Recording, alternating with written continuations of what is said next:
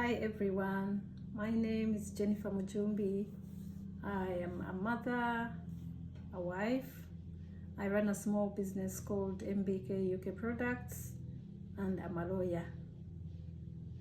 Most of you who know me, you know I'm not very good with social media. I'm not good with content creation and all that. That's something I never thought at any point in my life I would be doing. I'll be seated in front of the camera and talking to the people that I don't know. So, as they say, life humbles you, and because of my life experience as a mother, here I am, and I'm hoping I can use my experience of, as they say, when life gives you lemon, you make lemonade. So I'm hoping to use my experience to help other people and other families that are going through the same difficulties like we are going through. Like I said before, I am a mother. I have twin boys, Joshua and Jaden, who mean the world to me, and they have a condition called autism. So this is the main reason that I'm facing my fears and facing the camera and doing something I never thought at any point I would do. So, as a parent, when you bring a child into this world, you try to do everything you can in your power to make it easy to navigate and to make life as easy and as beautiful as possible.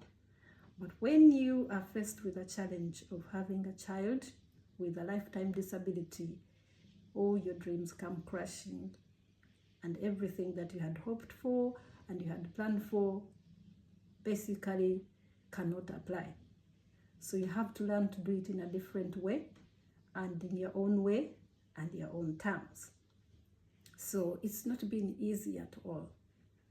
Raising a child with autism, as everyone knows, or people who have experienced what we've experienced as a family, comes with a lot of challenges. Autism sometimes doesn't come alone. It comes with other issues. It comes with learning disability. It comes with things like epilepsy. It comes with things like lack of communication. Most people have a challenge of communication, especially in the early years. So it can be very, very challenging and frustrating, not only to you as a parent, but also to your child, because they cannot, say what they need. So it's all guesswork, and most of the time you don't know where to start from, you don't know what to do, you don't know where to go. Also, there's also a big challenge, and this is brought about by the society we live in. Most people are so ignorant about these neurodivergent disorders like autism. So because people are not aware of what's going on, they tend to blame it on us parents. They think we are not raising children in the right way. They think they're just brats. Especially for us who live abroad, when you go back home in Uganda, they will say, oh, these are people, kids who are born outside, they're just spoiled, they are not well brought up, which is not the case. And also there's a lot of stigma. There's a lot of parents or families feeling isolated, sometimes rejected, and most of the time blamed by even their own families. Some people have been accused of witchcraft. Some people have been accused of doing something wrong that led their children to be like that. And also there's a lot of lack of awareness and information. So most parents or families who have kids like ours tend to, you just sent into different directions because you don't know, you've never heard of autism, you don't know where to go. Even us who are in UK, which you consider to be a first world country, you are told things like, oh, do not allow your child to be labeled. Autism doesn't exist. It's it's a Bazungu thing. It's the British, the whites things. Don't allow your kid to be labeled. And then we waste a lot of time when our children are young. Instead of having an early intervention which can make a massive difference in the lives of children like ours, we just waste our time listening to such advices. Some people say, If you're a Christian, don't accept it. Do not accept it. Which is madness. Whether you accept it or not, these are people who you are born with autism. You can't change anything. Once autistic, always autistic. And then we spend a lot of time looking for cure, running from this to that. Some people go to churches, running from one pastor to another. There's a lot of crazy things on the internet, the things you can do, the things you can give them. Everyone trying to make money out of our misery. There are a lot of drugs. They say you do this. There are a lot of diets. It's just crazy. Not only are you grieving of the child you hoped you would have, but you're in this world of confusion, trying this, trying that, fighting with you're in denial. You don't want to accept. You want to hide your children because people are going to judge you. They're going to judge your children. They're going to call them names, Mawaya or Zonto, which is really heartbreaking. And then you miss a lot of chance to make a difference in these children's lives when they're still young, when they can still be taught a lot. There's also a lot of discrimination and segregation. There's lack of inclusiveness, especially in schools. That one, I think most of us have gone through that. You're just being looked at like an alien,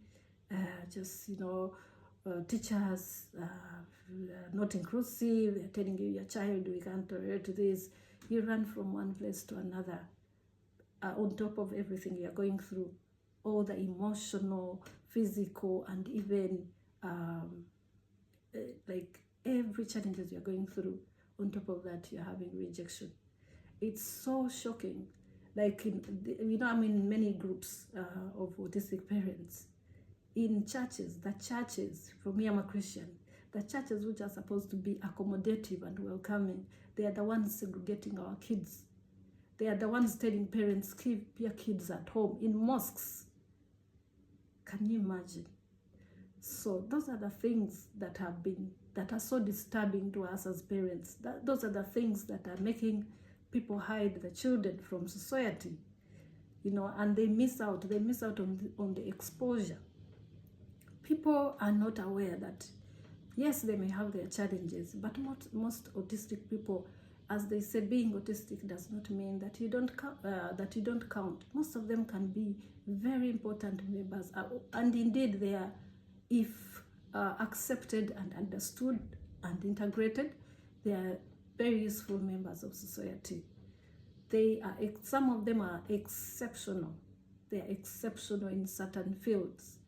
And if we keep hiding our children, and if society doesn't accept us, then there's a lot we are missing. There's a lot that the society is missing. So having said all that,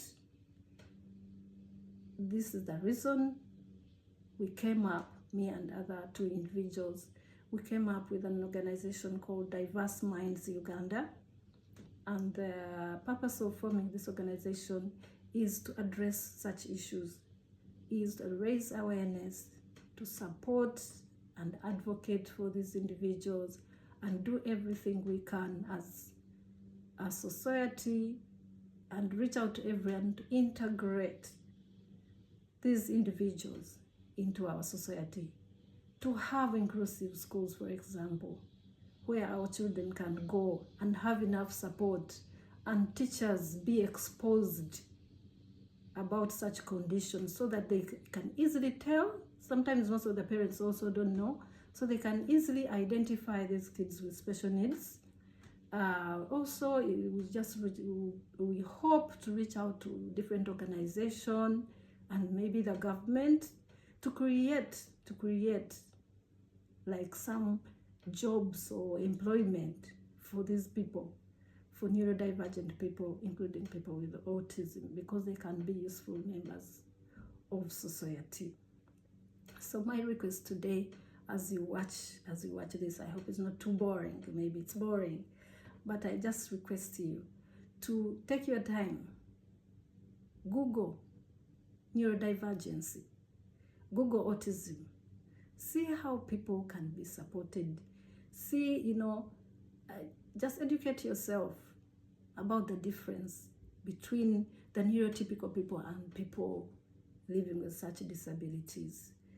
And I appeal to you to look around in your families. If you have someone, if you know that family that is raising children or having an adult, even individual living with autism, see how you can support them.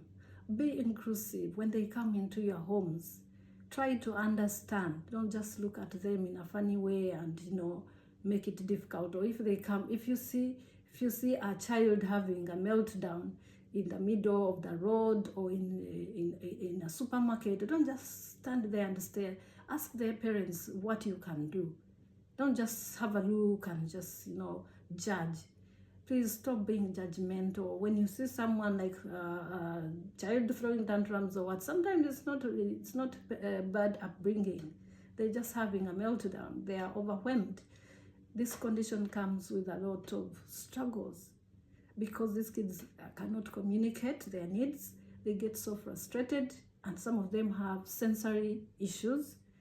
They get overwhelmed because of sounds, of smells, of light, and different kind of things. Like I said, the way they perceive the world is different from the way we perceive it. When they are walking around, they hear a lot of things. They get overwhelmed and eventually melt down. So if we can just learn a few things, and please, I beg you, teach your children. Talk to your children about these conditions, because these are the future parents. These are the kids who, are interacting with such kids who are different. Let them know that there are children out there who are different from them, but it doesn't make any difference. They are still children after all. Please teach your children. Please teach your children. Educate yourself. And also I would like to appeal to you, please join us on this journey as as we fight to make a meaningful life for people living with autism and other neurodivergent disorders. You don't have to have a family that has a person who is autistic. You don't have to be autistic yourself to support them, but just do it for the change of the better of this world. And I thank you so much, and I hope I can keep coming here. I hope to share my experience of what I've been through and the journey so far with you, and I hope to come back soon and share with you that. Thank you so much for your time, and God bless you.